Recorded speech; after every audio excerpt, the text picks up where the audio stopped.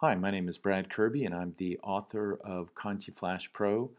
And today we want to give you a brief tutorial on how to use the application. Actually, this will be the first in a series of videos that go through the different features. But we'll start out with a quick overview of each of the features, and then we'll drill into this Flash feature in a little bit more detail. So let's go ahead and start with the Flash portion of the application.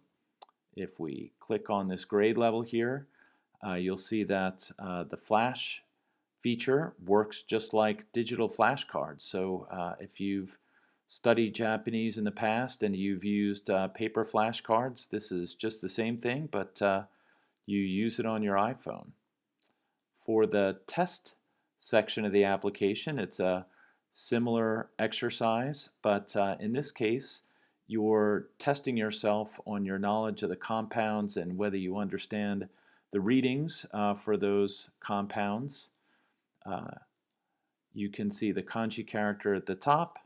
You simply type in the reading and you can check to see whether you have the correct understanding of how those kanji readings work.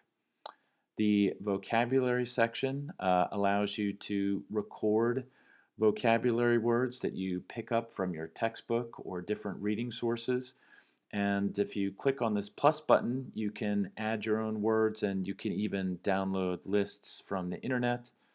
And finally, this index section is all about enabling you to find kanji characters by their grade, by their stroke count, by their reading, and finally by their radical. So those of you who have studied Japanese know that the characters are broken down into radicals, so you can use those radicals to find characters of interest.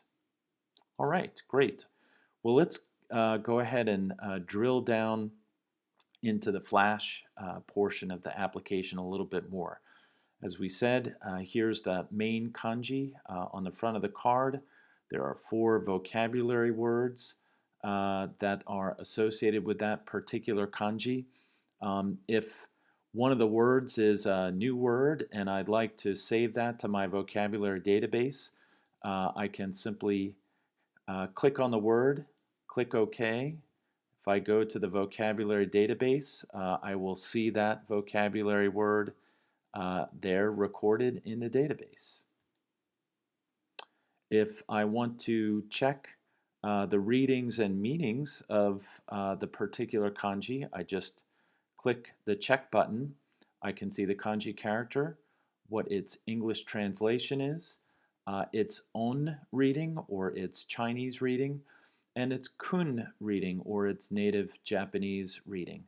And here we can see the readings for each of the vocabulary words and their associated English translations. We return back to the front of the card.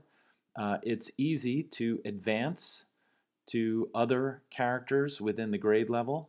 Simply press the next button and the characters will advance sequentially. You got it. If you want to go back, just press the back button. And if you would prefer to swipe, you can certainly do that. Just move your finger from the lower right to the upper left in order to advance the cards.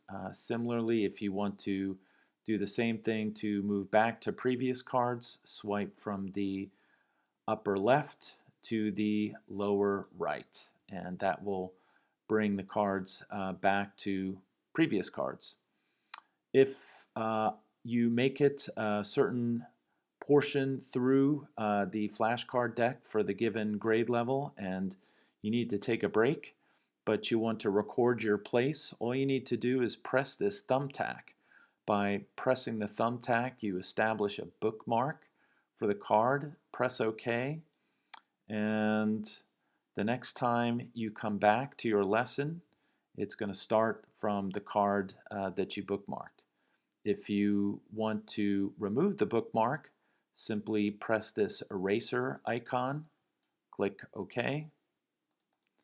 and now you can see that you're starting off from the beginning again.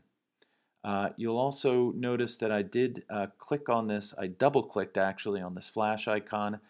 If I'm proceeding through the list and I need to return to the beginning for any reason, I simply double click on that flash icon and that gets me back to the beginning of the lesson. So this is, again, the first in a series of videos. Hope you thought it was useful, and come on back and learn about how to use the test, vocab, and index features with subsequent videos. Thanks, and hope to see you soon.